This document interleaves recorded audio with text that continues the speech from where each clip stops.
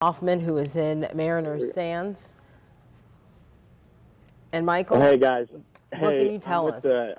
I'm with the sheriff right now, and if you can see what we're looking at, these roads are next to impassable. There's an incredible amount of damage here as a result of those high winds from the tornado. I mean, we're just looking at homes that are completely ripped apart, and we've got a lot of trees in the road. We've got a lot of water in the road as well. I'm told search and rescue teams are out here. They are trying to assist people as best they can. Again, the sheriff that I'm with right now says that there is a curfew tonight, and if you take a look at this home right here, you can see the roof is completely ripped off, just purely from that wind. It's like we were saying before, it's completely devastating. We don't know how many people have been injured. No reported fatalities yet, but you can even see into the house here. The front door has been blown off. It's just purely devastating out here, guys. Michael, you are riding with a sheriff's deputy right now. I'm riding with the sheriff, actually. Sheriff William Snyder, is he able to hear us? No, he cannot, but I can relay your questions Sure. to him. We're curious, Sheriff, your assessment. Is this one of your hardest hit communities in Martin County? How many men, women do you have on the scene here? And have you been able to complete any kind of search and rescue assessment as to how many homes and individuals are affected? Is this the hardest hit area in your opinion here? I mean, so far this is the hardest that I've seen. The other it was pretty smashed up though. Yeah, he's saying that this is definitely one of the harder hit areas. He was telling us that his team was in here making these roads somewhat passable. I mean, you can even see the water still in the road here. I mean, it looked like a forest when we were coming into this community with trees all over the place. We could see the crews hard at work trying to get people back out of their homes. I mean, just take a look at this vehicle right here. You can see it's been smashed. I can't imagine that someone parked it like this. You can assume that the wind may have actually moved it. I mean, it's and right behind it, you can see the roof has been ripped off this home as well. Wow. Michael, can you ask him, I'm curious what his reaction is right now as he drives past all of this devastation. Sheriff, what's your reaction as you drive through all of this destruction? I see something like this. I'm sad because I know what it costs these people that lost everything in their houses. Houses are completely total. Yeah, if you couldn't hear him, he said, it really hurts to see all this damage because every bit of damage is a story, and there's a person behind the story, and it just means pure devastation for the people living here, and it's going to be a long road to recovery. I don't know if you can see up the bend here just away, but it just looks like a scrapyard with all of the metal that we see pulled up onto these trees over here. I mean, and you can assume that this is bits of insulation inside of homes. You can even, it looks to be a dog under this rubble over here. Oh. It looks to be okay. Good. But no, I haven't seen anything like this in quite some time. Michael, can you ask him, is there a curfew in place? Is there a curfew in place, Sheriff? Yes. There is a curfew in place tonight from 9 p.m. to 6 a.m., and that's just to make sure that the only people out here are the ones who are trying to fix what's going on. It's dangerous out here. You should stay off the roads if you don't have to be out on the roads.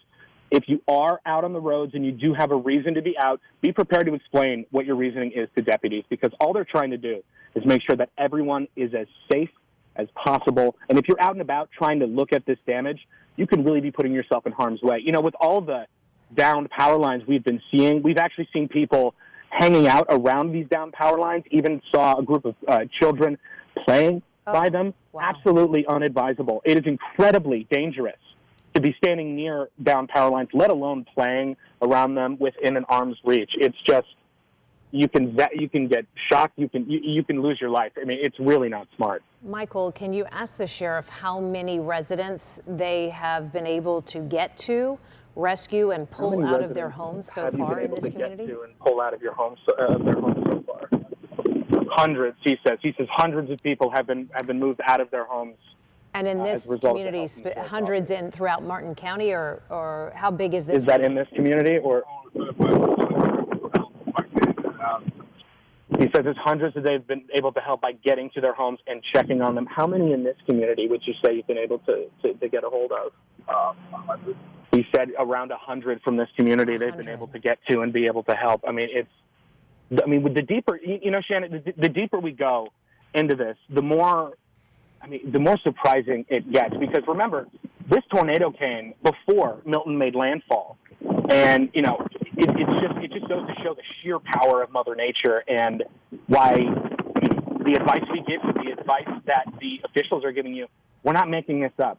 Preparing is incredibly important, and staying safe is just as important in these situations. And as you just moved through that stretch, almost impassable stretch a moment ago, the indiscriminate nature of it all, it must strike the sheriff to drive now into this part of the community and see some homes relatively untouched. Right. And we were just speaking about that earlier, before we got to this untouched. Sheriff, what's your reaction to seeing the damage that we saw before, but then as we go through this part of the neighborhood, it seems relatively untouched? This is what makes tornadoes dangerous. They're so unpredictable. Hurricane would move everybody out of the area. Tornadoes just like he's saying that, it just goes to show how unpredictable these tornadoes can be. With a hurricane, you can move people out ahead of time, but when it comes to these tornadoes, you really don't know when and where you're going to be seeing this kind of devastation. Can you ask the sheriff for us before, I know that you're trying to get to work and he's trying to get his teams to, get through this community and help folks. In Martin County, pulling out the lens to all of Martin County at this point, does he know or have a count of fatalities at this point? Any idea on the number of fatalities throughout the county? We have no reports of fatalities. At this time, no reports of fatalities, thankfully. But we have been speaking with other first responders as well, and they were saying that there are a number of injuries that they're seeing, both ranging from severe to minor. But luckily, Shannon, so far, no fatalities have been reported in Martin County. Remarkable, given what you have just driven us through. Justin, incredible. Michael, I just wanted to ask before we let you go, can he say where these people have been placed, the ones who have been rescued, where their homes have no roof on them anymore? Where are they staying now? Where are you bringing people when you help them when their roofs are pulled off? Are you taking them to shelters? Where are you bringing them? For now, they're bringing them to shelters if they so choose. If they have relatives nearby, they're also bringing them to those relatives. But it really is up to the people that they're saving. But there are a number of shelters, as we've reported throughout the day, that are open, and a number more that have opened today as well. One more question is you move into a new area of more debris, right? Again. So the sheriff is telling me this is actually the location where the tornado lifted off the ground after it came through here. And as you can see, we're coming towards that area that we were at before with all the damage. But even though this is that location, as you can see, there are some homes that look relatively untouched. And then when you just turn the corner, you have bits of roof in the roadway, in the trees here. It's just, like I said before, it's the awesome power of Mother Nature is surely on display here. And just the way that in its indiscriminate nature, the damage that it's causing is just amazing. Well, another question for the sheriff. We know neighboring St. Lucie County has called in the National Guard just to have more boots on the ground and backup support. I know when we spoke with his PIO, Christine Weiss, a short time ago, it literally was an all hands on deck. Every man, woman who could be tapped to get to work was at work for Martin County Sheriff's Office. Has he had to call in backup support through the National Guard? Have you been calling in backup to the National Guard or anything like that at this point? No, we actually have to send them to St. Lucie to help them. So actually, the sheriff is telling me that not only are they not calling in the National Guard, but they're actually sending teams to St. Lucie to assist with the damage up there as well, which is just, like I said, remarkable.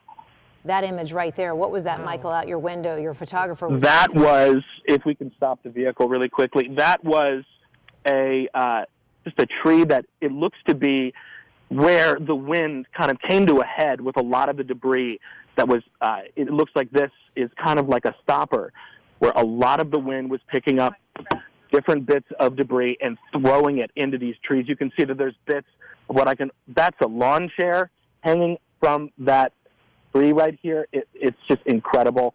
Bits of roof all over the inside of paneling. That looks to be plywood that was used to board up windows. But I just want to point your direction to this again. That is a lawn chair sitting up in the tree right now, completely torn to shreds.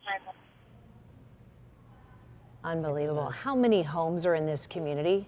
How many homes are in this community? A few hundred, he says. It's unsure the exact number, but anywhere, a couple, 200-300 maybe homes. Michael, thank you so much for driving us through there and just taking us step by step as you normally would to cover a story. And thank the sheriff too for his time. We really appreciate it.